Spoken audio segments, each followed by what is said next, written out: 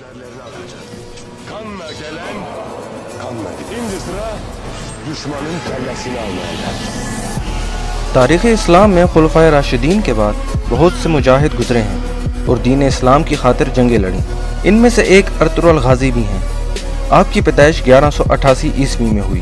وہ بچپن سے ہی نڈر اور بہادر تھے۔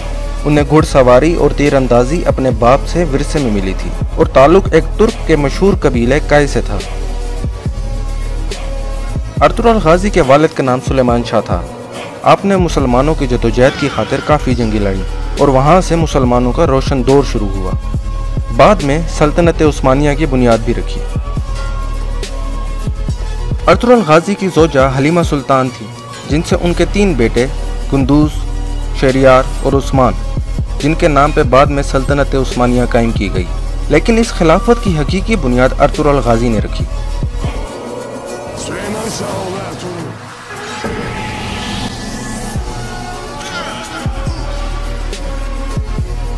ارطغرل غازی کا خاندان وسط ایشیا سے آیا تھا۔ آپ کے آباء و اجداد اوز خان تھے۔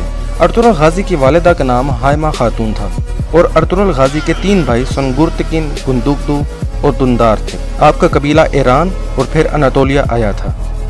13ویں صدی کا جب آغاز ہوا تو اس دور کے حکمران چنگیز خان نے دنیا میں اپنی سلطنت کی خاطر بربریت کا نظام قائم کر دیا۔ پہلے وسطی یورپ اور پھر چین اور ایران تک اپنی حکمرانی قائم کر لی۔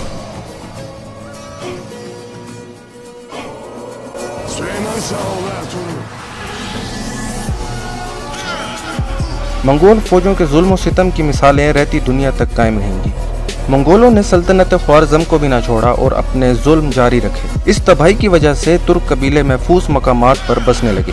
ان قبیلوں میں سے کچھ عراق، ایران اور شام کی طرف ہجرت کر گئے۔ ان قبیلوں میں سے ایک قبیلہ کائے قبیلہ بھی تھا، جس کا سردار سلیمان شاہ تھے۔ یہ قبیلہ نہایت جنگجو قبیلہ تھا۔ جب سلیمان شاہ اپنے قبیلے کی قیادت کرتے ہوئے خراسان سے شام کی طرف جا رہے تو اسی وقت دریائے فرات کو عبور کرتے ہوئے ڈوب گئے۔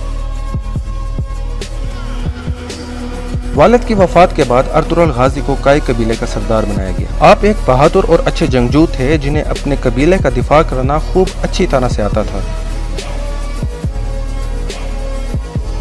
اس کے بعد آپ نے ترک قبیلوں کو یکجا کرنے کی کوشش کی۔ ارطغرل غازی نے اپنے چھوٹے بھائی اور 400 خاندانوں کے ساتھ ایشیائے کوچک روانہ ہوئے اور سلجوق سلطنت میں داخل ہو گئے۔ سلطان علاء الدین اس وقت سلجوق سلطان تھے اور اپنے عدل کی وجہ سے مشہور تھے۔ جب ارطغرل غازی اپنے قبیلے کے ہمراہ کونیا کی طرف روانہ ہو رہے تھے تو آپ نے 2 فریقوں کو حالت جنگ میں پایا۔ ان دونوں میں سے ایک فریق کو آپ نے کافی کمزور پایا تو ارطغرل غازی نے اپنی فوج، جس میں 444 سپاہی تھے، کے ساتھ مضبوط فریق پر بھاری شدت سے حملہ کر دیا۔ اس کے بعد معلوم ہوا جس فوج کا ارطغرل غازی نے ساتھ دیا وہ سلطان علاء الدین کی فوج تھی۔ سلطان ارطغرل کی اس بہادری پر بے حد خوش ہوئے اور انقرہ کے قریب کائے قبیلے کو ایک پہاڑی علاقہ دے دیا۔ اس علاقے کو دینے کی وجہ یہ تھی کہ قبیلوں کو بزنطین کے حملے سے محفوظ رکھا جا سکے اور سلجوق سلطنت کو بھی آنچ نہ آئے۔ سلطان علاء الدین نے ارطغرل غازی کو سرحد کے ساتھ ساتھ علاقوں کو فتح کرنے کا اور ان کو سلطنت میں شامل کرنے کا حکم دیا۔ یہ علاقے بزنطین سلطنت سے جڑے ہوئے تھے۔ کچھ عرصے بعد سلطان علاء الدین کی طرف سے ارطغرل کو سوگوت شہر بھی دے دیا گیا۔ اس دوران ترک کے تمام قبائل ارطغرل غازی کے ساتھ شامل ہو گئے اور انہیں اپنا سردار تسلیم کر لیا۔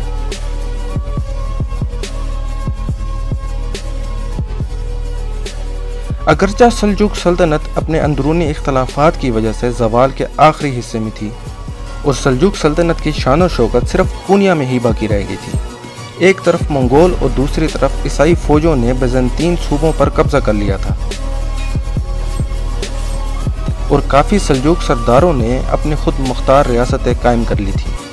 ارطغرل کا اسی طرح منگولوں کے خلاف ڈٹے رہنا اور فتوحات کا سلسلہ جاری رکھنے پر سلطان نے انہیں کافی انعامات عطا کیے اور اس کے بعد ارطغرل اور ان کے بیٹے عثمان غازی نے مدتوں جنگیں لڑیں۔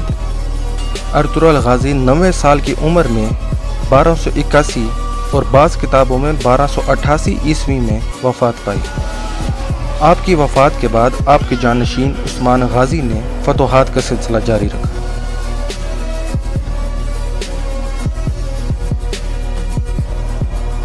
अगर आपको हमारी ये वीडियो पसंद आई है तो लाइक कीजिए, सब्सक्राइब कीजिए और कमेंट करना ना भूलिए। वीडियो देखने का बहुत शुक्रिया।